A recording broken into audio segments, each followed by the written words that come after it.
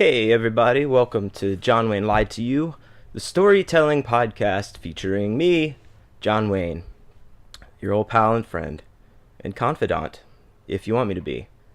I'm just here, back in Wayne Manor in my library of evil, um, sitting down to record another podcast for you guys, tell another story. For me as well, this is very, very therapeutic type of thing. If in case you were wondering, it is. Anyway, I'm sitting here. I've got my grandpappy's medicine pipe all filled. I've got my beverage here, a canned cold adult beverage, and I'm in the. I guess we're in the hunker down period, as we are on the eve of. I guess we're supposed to get hit with a hurricane tomorrow. I'm not sure. I don't. I feel ignorant, but I don't feel bad. But I don't really watch the news or anything. But apparently, I guess we're gonna get hit with a hurricane tomorrow, maybe, or a tropical storm of some kind. Everybody's already batshit crazy and buying all the water and shit because god damn. And if you don't know, I'm in Houston, Texas, so we're gonna get hit. I guess tomorrow at some point it's gonna make landfall, and the most we'll get a bunch of rain, and yeah, it kind of floods around where I live and the surrounding areas. But I'm feeling good about this one. I think we're gonna all come out okay. But for now, it's I guess chaos is already erupting out in the supermarket areas and things like that. So I guess I'll give you the update if we survive next time. If you listened last week, I was talking about getting ready for some shows that I had, and I said I would give the update, and so here it is. I played in the Kiki Maroon's Burly Q Burlesque Circus show, and it was amazing. It's like a burlesque variety show, and there's all kind of acts. Of course, burlesque. This one had a magician on it. I did music, all kind like a contortionist, all kinds of fucking awesome shit. Kiki Maroon, if you don't know who she is, look her up, follow her, go to this show. If you're in Houston, it's every month at Warehouse Live. Follow, I guess, Burly Q Burlesque show on social media, and you'll find out all about it. It's amazing. Kiki Maroon, like I said, was, I think I mentioned this last week, she was a guest. I first met her. She was a guest on a podcast I used to do with some good friends of mine. Shouts out to Nick P, Robbie C, Nick T Vegan. Don't worry, I'm getting to you, buddy. But Kiki was on there with another one of her friends and performers named Miss Yet. And that's how I came to meet her as a guest there. And this has got to be like 7 years ago or so. And from there, I started going to the shows. But what was interesting, the best part about this, is my good buddy, Nick T Vegan. If you're listening, shouts out, Vegan, I love you. We get into this conversation on the podcast about how, Vegan should be in the burlesque show. And it starts, but he's like, yeah, I'll do it. And he's like totally serious. And so are they. And I think Nick P and I were kind of joking, but like it was all serious. And next thing you know, like a week and a half later, 2 weeks later or something, Vegan is like in the show. I remember it very clearly at Last Concert Cafe. He's wearing a lion suit, like he's like going to a furry convention, except it doesn't have the head. It's open, so you see his face and there's whiskers. And this chick is following him around, just cat of nine tails in him, like everywhere they go, and it was just part of the show, and it was fucking awesome. And ever since then, Vegan has been involved. He's done all kinds of performances. I think they call it boylesque, but he's been doing these shows since then, like for years. And now this motherfucker, I gotta say, is just impressive as fuck. Check him out, Nick T Vegan. He co-hosts the show with Kiki. He also performs in it. He's amazing. And I love him dearly. Those people, plus all the other guys, everyone else I met, Honeymoon Pie, took such good care of me. Like, this was a dream gig in that, dudes, like, all I had to do was play 2 sets that were 6 minutes each, just 12 minutes of work, all right? And I got paid, bitches. And I know maybe if you listen to this and you play in a band, maybe you're at this level where this shit happens to you all the time, but let me tell you something. I've been playing in bands for 20 plus years. It's all been very DIY. It's all very gritty, in the trenches, on the road, doing it all yourself type thing. This place, like I go in and they put me on the stage and sound check me, very great sound check. And then the guy's like, all right, you're good. Just take your guitar off. And I was like, all right, where do you want me to put my amps? And he was like, oh, we got them. And I was like, what? What do you mean you got them? And he's like, oh, we'll strike them, and then we'll set them before you come out and strike them and set them again for your next set. All you have to do is come out, plug in, and play. And I was like, what? Are you fucking serious? And that was all I had to do. Like, I was just in the backstage, in the wings, just like warming up, just carrying around a guitar, hanging out, drinking beer. And then when it's time, I just went out there, boom, played, and it was fantastic. It was so good. The crowd was amazing. I had an excellent time, and I was told that I would be invited back for a future show or two. So hopefully that was not just some crazy, post coitus, show coitus drunk talk, but I would love to come back. It was awesome. The next night, Chris, the illustrious and wonderful Chris Jett, did end up joining me. I didn't have to play solo at Jive, and he came out. We actually played a stripped down set where I played really clean, and Chris played just like the hats and snare and kick. So we kind of did a thing like that, and it went really well, and it was a lot of fun. So, I was feeling good. I was feeling good about those shows. But on a not good note, on a very, very sad note for me, Friday night after I got home from the show, my dog Lebowski, who I've had for over 11 years, died. He's been sick for a little while. A couple of months ago, he was throwing up a lot out of the blue. Very lethargic. We took him to the vet. They did some tests, and his blood work came back that he basically had kidney disease. So we had to, we had to put special powder medicine on a special food that we got for him. He took a Prilosec every day. And then we had to give him these kind of saline treatments, like a saline drip bag that you would see, but it didn't have to go in a vein. It was for the cavity or whatever. We'd pinch some skin on his back and put the needle in and put it in there, and it would put a big kind of lump of this fluid in him, and it would dissipate after a couple of minutes throughout his system. And all of this was to help keep his I guess the enzyme levels that his kidneys weren't able to keep up with. It was to balance all of this out. So he was reacting very well to the treatment. I thought he was totally fine and on the mend.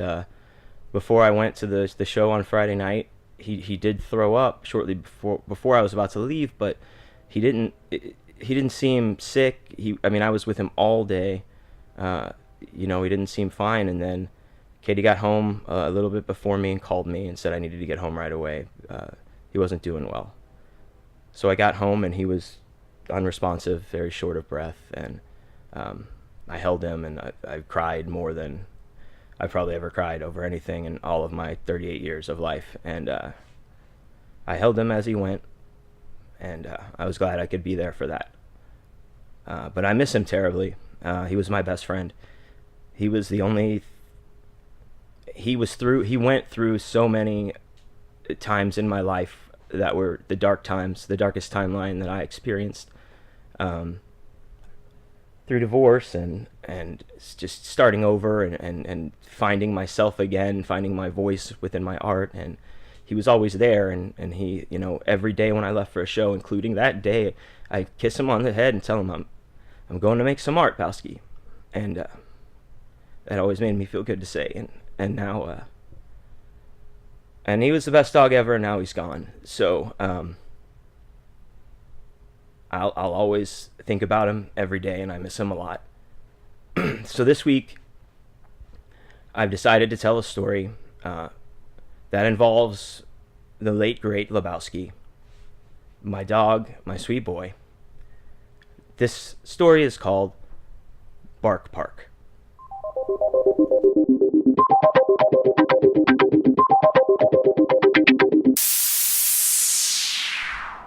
Probably about 7 or 8 years ago. This was back when I was married. As I've mentioned before, I did used to be married. My ex-wife's name is Apple, and she's cool. We're still friends and everything. No love lost there. Just in case you were wondering, I know you're probably digging for drama, but there is none. So, back at this time, we had two dogs, one of them being Lebowski, as I mentioned, and then another dog we had named Willie. Willie has also since passed. Rest in power, Willie. He went too soon. He had some issues with his liver, and it was bad news as well. He was about 9 when he passed, but at this point in time, everyone was healthy and happy, and boy, wasn't that fun. But we got up. I don't know what the occasion was. It was a weekday. Apple was off for some reason. Maybe she was taking time off. Maybe it wasn't a holiday. And I was off. I was working at Starbucks at the time, so I had weird days off in the day.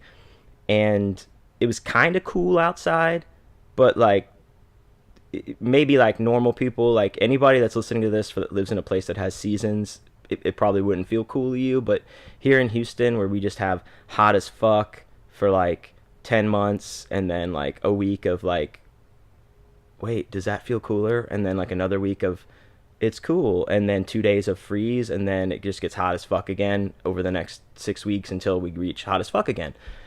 So it's very hot here. So any kind of cool down, we pretty much fucking celebrate. Like it's like a big deal. So it was kind of cool this morning. Not super cool, but cooler than 92 degrees in the morning.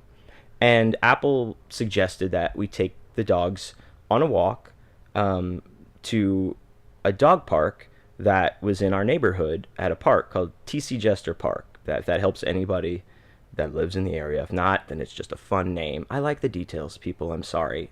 Not sorry.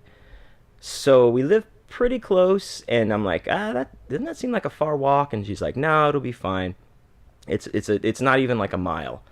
So like, I don't know exactly how long it was. I didn't like pace it out or anything, but if it was a mile, it was a mile in really long fucking mile world, because it felt like we walked forever, like to the point of where I almost wanted to like break into a childlike kind of attitude, which I want to do, and just be kind of like, what the fuck, are we there yet? We take an Uber home? There wasn't even Uber then. Can we get somebody pick us up? Like, whatever. Like, I was going to go there. But because this nice cool air that you feel, yeah, it feels nice until you walk for fucking ever with two dogs, and then you're fucking sweating your ass off by the time you get to where you're going. So, needless to say, the walk was a lot longer than either of us thought.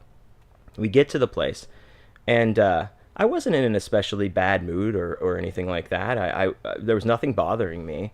Maybe I was just a little put off from the walk being a lot longer than I wanted it to be. But there was nothing particularly like, I was just like in a whatever mood. Now, we get to the park. We find where the dog park area is, because we've never been to that before. This was a great adventure to go there. Check it out. And many, I'm sure, as you know, dog owners who go to dog parks a lot, there's usually it's usually set up like this, where there's a big dog side and a small dog side, right? So that makes pretty good sense, because some people have like super tiny little teacup dogs or whatever, and if you have like a big fucking Doberman or something, they'll probably eat them or whatever. So we get there, and there's this setup, and there's only people on the small dog side. So let me describe my dogs to you, because I wouldn't necessarily say either of them were big dogs. If you looked at either of them, I don't think you would be like, that's a big dog. Willie was a lab mix, black lab. Very, not like, he was very svelte, very lean, powerful dog. He was taller than Lebowski's was, but not by much. And he probably weighed 65 pounds, maybe, I would say. Sweet looking, doesn't look ferocious or anything, but definitely bigger than any of the dogs that were there. That's my dog Cerberus. Shouts out Cerberus. Yes, you will live on. Your memory will live on in this podcast, but don't die too, please. I just couldn't go through that. Anyway, so that's Willie, sweet as can be, but definitely bigger. Like, these dogs on this side, we're talking like there's some dachshunds. So we get the weenie dogs. I think there was like a min pin running around. Just considerably smaller sized dogs. All of them happened to be on the very small side that were there. Now, Lebowski, aside from being a perfect angel, uh, he was a lot smaller in stature than Willie, but he had a broad chest stance about him. He was all white, completely white, little pink nose, and he was part pit and what I think is part beagle. That's been disputed by people, but I'm holding the record now. Part pit, part beagle, part bunny rabbit, and he had that pit face, right? So it's a very sweet face, but more pit than anything else when you look at him. And some people just, I know, see any kind of pit resemblance and like lose their fucking mind. They cannot believe you brought a ferocious beast out of the house like that. What the hell is wrong with you? Think of the children. Fuck those people. All right. My other dog now, Cerberus, who's right here with me, he's also a part pit, beautiful boy. But people freak out about pit bulls, man. I almost lost my house insurance because Lebowski was part pit. But that's another story. But so we don't even you know what? It's not worth the aggravation. I'm not going to say anything. Let's just go to the big dog side by our goddamn selves. Even though we brought the dogs all the way to the dog park so they could play with some other dogs because that's what they like to do, we don't even want to fuck with it. We're not going to try it. They all seemed like very nice white people that had sweaters on and shit, and they didn't need this at all. So we just went in the big dog side, minding our business. The dogs are just running around with each other like they always do. But then they start going to the fence, because it's just a chain link fence that divides the two sides, and they start sniffing, of course, and the other dogs are coming over, and they're playing, but the fence is like in between them. So then these people come over to us from the other side of the fence, and they're like, hey, you can bring them over here, it's fine. And we're both like, are you sure? Like, they're a little bit bigger than everybody, we don't want any problems. No, look, they want to play, they're totally, and everybody else is like, yeah, bring them over, like a big group thing. So we're like, okay, fine. So we take the dogs over to the small dog side, and it's, of course, wonderful. They're playing, they're frolicking, everybody's smelling each other, everybody's butts are nice, and it's a good time. And I'm just kind of like zoning out, man. Like, I didn't get high before I left or anything like that. It wasn't anything like that. It was just morning time, and I'm just kind of like fucking thinking about the day. I'm zoned the fuck out. I just walked a million miles. I'm now sweating in this so-called cool weather. Just kind of staring off, watching the dogs. Apple's walking around. I think she talked to a couple of people, whatever. And then this older woman comes in with a black poodle. Now, also, let me give you some weight differential, jump back. Like I said, Willie, probably 65 pounds, but svelte. Lebowski, very svelte. Around that time, he probably weighed about 45 pounds. At Lebowski's heaviest, he was 49. He was 41 pounds when he passed. So these are not big fucking dogs. This poodle, black poodle, not a miniature poodle, but a small poodle, right? Not one of those big fucking mammoth ones that are, like horses that you ride, fancy horses. A small poodle, probably weighed 20 pounds at the most, maybe. Running around, playing like dogs do, running with all the dogs. So this dog starts playing with Willie. They're chasing each other in a circle, chasing each other back and forth. No drama, no barking, no nothing. They're just playing. And then the woman sees this, the older woman, and she calls to her dog, like whatever, like Fifi, come here, come. And the dog runs to her as Willie is chasing her, the dog, the poodle. And the poodle jumps up into the woman's arms. The woman picks her up, holds her against her chest, and stands up straight. And Willie just like stops short and then kind of jumps up at her. Not on her, doesn't lean into her, just jumps up like to get at the dog. Like, hey, I thought we were playing. Now, I'll tell you this. People some people are not dog people. I understand that. I understand that you walking into someone's house and a dog jumping on you, where they put your paws on them, like that's fucking annoying. Regardless of if you have dogs or not, I understand that, and I'm not condoning that behavior at all. Um, if Willie was a better behaved dog, maybe he wouldn't have jumped. But again, he did not jump onto her or into her. He jumped up at the dog that was in her arms. They were playing. He didn't snarl, he didn't bark, nothing. The woman freaks out. Also, if you're at a dog park, like, you might expect some shit's gonna happen. You're introducing a lot of dogs into, this, foreign territory with each other. Some shit might go down. You might get jumped on. It might happen. You just gotta expect that. Again, he shouldn't have jumped, but he jumps. She freaks out. What are you doing? Get down, get down! And like Apple runs over. Willie, come here! And like, and the lady's like, get him away, get him away! What are you doing? She's like screaming, and she keeps trying to hold this dog up higher and higher, screaming. Willie's freaking out. So now he's getting all crazy.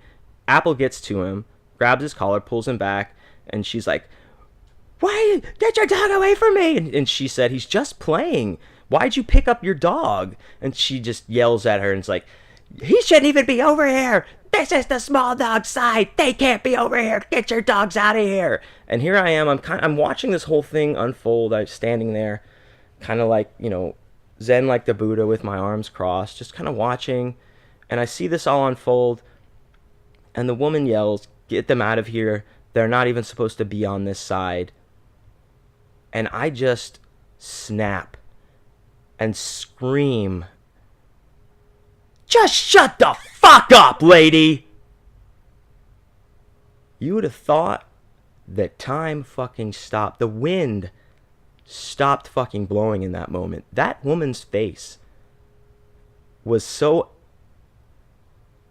indescribably horrified and taken aback, like, did that just happen type shit. And then like I said, all these nice white people in the dog park are like, what the fuck? We aren't ready for this. There's some crazy tattooed guy screaming at an old lady telling her shut the fuck up. We didn't sign up for this. So everyone looks at me, and Apple's like, and she was like, the old lady says, what did you say? And I said, shut the fuck up, okay? These people told us we could come over here, but fuck it, we're leaving. And I start walking to get the leashes, and she said, you can't say that to me. And I said, yeah, well, I just did. Goodbye. Click the leashes on, fucking start walking the million man mile march back to our house. I wish I was making this up. I certainly did yell all of these things at an old woman holding a small black poodle in a dog park at probably around 9:15 in the morning on an unassuming like Wednesday. I'm sure that if there had been a neighborhood Facebook group back then, there would have been a fucking post about me immediately. But we start walking home. I don't say a word. Apple does not say a word to me. We're walking in silence for most of the trip. And we're about 3/4 of the way home when Apple finally breaks the silence and is like, she says, man, I don't know if you should have yelled at that woman like that. And I was like, fuck her, she deserved it. And Apple's like, yeah, but did she? I mean, you could have just said, okay, we'll leave. You told her to shut the fuck up. Do you think that old lady has ever had anybody yell shut the fuck up at her in her life? And I was like, probably not. So she can take that one off the bucket list.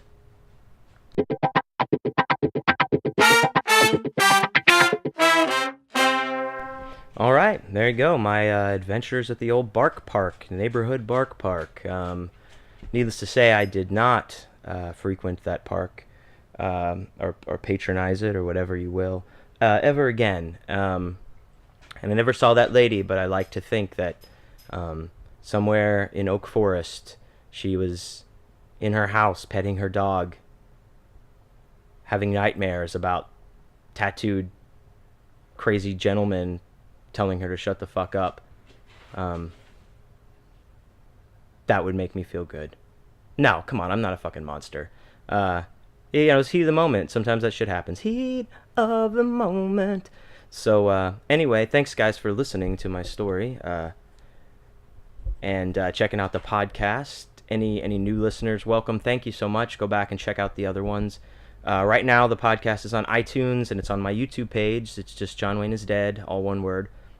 And it's got all my book trailers on there and the videos for music stuff for my band, John Wayne is Dead, that myself and the illustrious Chris Jett play in. You can... What the fuck are we talking about, even?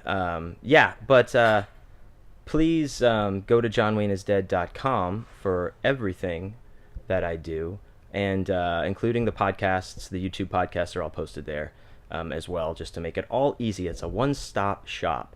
So please subscribe as well. We're making some traction, people, but I really want to get way the fuck up there. So subscribe, grab people's phones that subscribe on their phone while they're in the bathroom or something like that. Suggest it if you like it. Help old Uncle Johnny out. And while you're helping old Uncle Johnny out, Unky Johnny, you can check out my newest book, John Wayne Lied to You, the mostly true accounts of the adventures of a modern-day hero, which is contains 12 creative nonfiction stories about my life, originally published at Grown Up Storytime here in Houston by the wonderful, great, and powerful Bootown. And it's just 12 of my favorite stories I've written for for the Grown Up Storytime show series over the last 4.5 years. And it's a lot of fun. You can get it at Amazon, along with my other books, Charge Land, Ant Poster, The Porn Star Retirement Plan, and coming very soon on our heels in October, I'll have my new horror novel from Grindhouse Press, Death Packs and Left Hand Paths, which pre-order for the Kindle version is going to be coming up very soon. So look out for that if you're interested. But check out my stuff. You can get links again to all of it at johnwayneisdead.com. And help a brother out, because I appreciate it. Don't forget to review the books that you read on Amazon, not just for me, but for any books you read. It really helps out the authors that have written them. So thanks, guys. This episode is dedicated to my best boy Lebowski. He was my best friend, and like I said, I will always remember him, and I will think about him always. I love you, Lebowski. Rest in power, my friend.